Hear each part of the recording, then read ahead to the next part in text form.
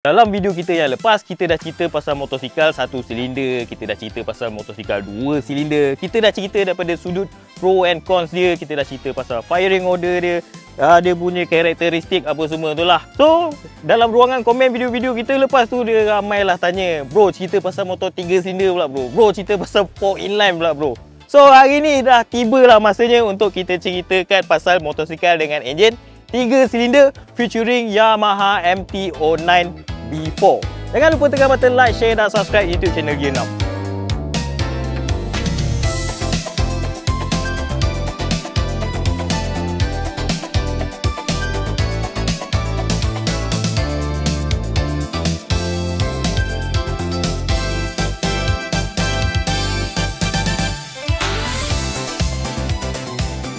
Assalamualaikum, waalaikum dan tachahau kepada semua sekutu Gear 6. Bila kita cerita pasal inline triple ni, dia tak adalah banyak jenis macam motosikal inline twin. Ada 270 darjah, 180 darjah, 360 darjah dia punya crank angle.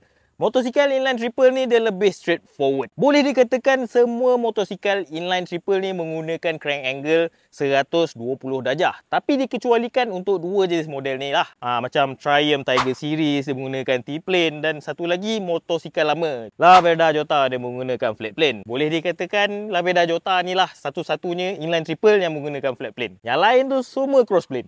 Tapi kalau dah 99.9% motosikal inline triple dalam dunia ni menggunakan enjin crossplane, kenapa agaknya Yamaha namakan motor MT-09 ni punya enjin dengan nama CP3? CP3 tu maksud dia crossplane 3. Inline triple dengan crossplane lah. Macam motor lain tu bukan crossplane pula kan? Yang itu kita akan jawab dalam video ni, tapi tunggu ujung-ujung dululah.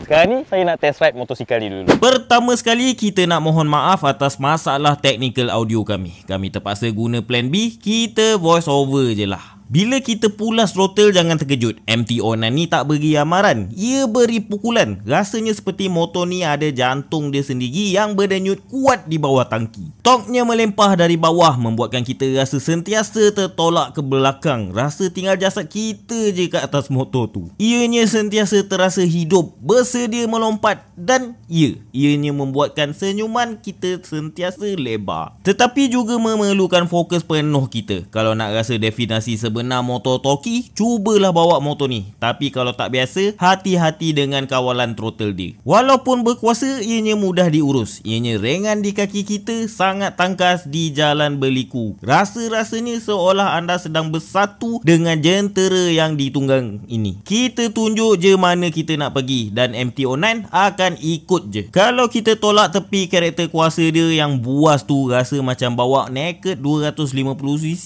je. Sistem suspensinya pula memberi kita rasa keyakinan di selekoh. Ianya kukuh, tidak terlalu lembut, tapi masih lagi selesa. Dan bila tiba masa untuk berhenti, brake-nya menggigit dengan tegas, memberi kita ketenangan fikiran untuk terus menunggang dengan agresif. Okey, salah satu kelebihan motor enjin inline triple ni adalah dari segi compactness dia. Lagi-lagi kalau kita comparekan dia dengan motor inline 4 lah. Sebab dia dah hilang 1 silinder, memang dia lagi kecil daripada inline 4.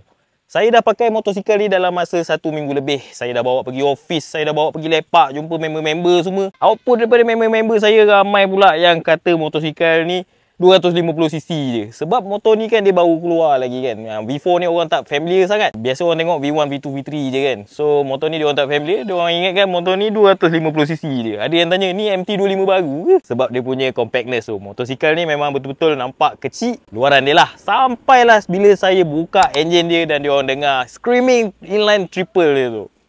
Masa tu baru dia orang realise motor ni 890cc sebenarnya. Saiz yang compact, dia punya berat yang balance, dan dia punya riding position sekarang ni pun lebih agresif. Ini menyumbang kepada dia punya agility tu lebih nimble. Kalau kita nak change direction ataupun handle corner, motosikal ni rasa macam 400cc je. Tapi didatangkan dengan torque yang sangat buas. Kenalah dengan nama dia. Okey, cakap pasal riding position tu, apa yang saya suka pasal MT-09 V4 ni adalah perubahan daripada segi riding position dia. Sekarang kedudukan dia lebih normal kalau kita comparekan dengan model V1, V2, V3 dululah. Kedudukan dia sekarang lebih agresif dan lebih menyerupai naked bike yang dia punya kompetitor dia yang lain tu lah. Kita rasa kedudukan dia lebih commanding. Tapi dia still naked bike lah. Walaupun dia agresif, kalau kita bawa 160 km sejam kat highway tu, dia punya wind resistance tu memang tak boleh belah. Naik urat tangan yang nak kawal badan. Cakap pasal riding position, kita cakap juga dia punya seat height. Seat height motosikal ni kalau kita tengok, dia punya atas kertas 820 mm. Saya berketinggian 162 cm ni. Bila saya duduk atas motor ni, agak terjengkit sikit. Saya kena sengetkan sikit lah motosikal ni. Tapi jangan risau sebab motosikal ni dia reka, dia punya berat tu memang well balanced. So tak ada masalah pun kalau saya senget macam ni, rasa masih stabil. Kalau kat traffic light ke apa, saya duduk macam ni, rasa selesa je. Kalau dibagi pilihan dan bajet, kenapa kita kena pilih motor naked inline triple ni? Kenapa tak cari je inline 4? Jawapan dia terselit pada nama keluarga MT-09 ni. MT ataupun Master of Torque. Gabungan karakter dia yang compact, agile dan semestinya torquey ni menghasilkan seni masterpiece. Sebuah motor yang molek dan seronok untuk ditunggang. Sebuah motor yang pick up macam ni bagi kami dah tak peduli dah top speed dia berapa.